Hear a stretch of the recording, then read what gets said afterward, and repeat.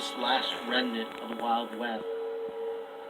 You had outlaws wandering the streets with their six-shooters in their pockets. You had sheriffs, you had oil men there and prospectors. My name is David Grant, and I'm the author of Killers of the Flower Moon, the Osage Murders, and the Birth of the FBI. The Osage Indians, who once controlled much of the central part of the United States, were eventually forced to cede more than 100 million acres of their territory. It was at that time that an Osage chief stood up, and he said we should move to this territory. It would later become part of the state of Oklahoma, because the land there is infertile, and the white man considers it worthless, and so they'll finally leave us alone. This seemingly forsaken land turned out to be sitting upon some of the largest deposits of oil then in the United States. And in the beginning of the 20th century, the 2,000 or so Osage became the wealthiest people per capita in the world.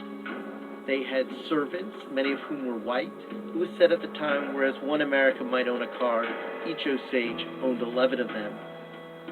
The Osage wealth provoked all sorts of reactions among white Americans.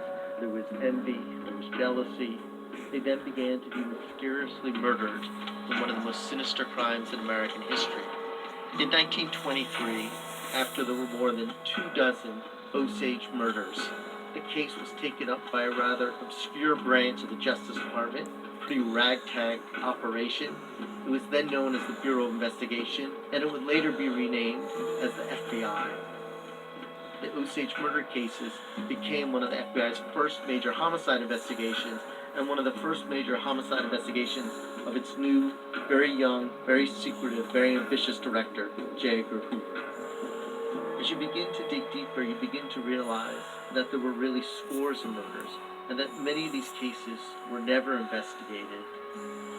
You can't understand the formation of the United States without understanding this case, this original sin from which this country was born.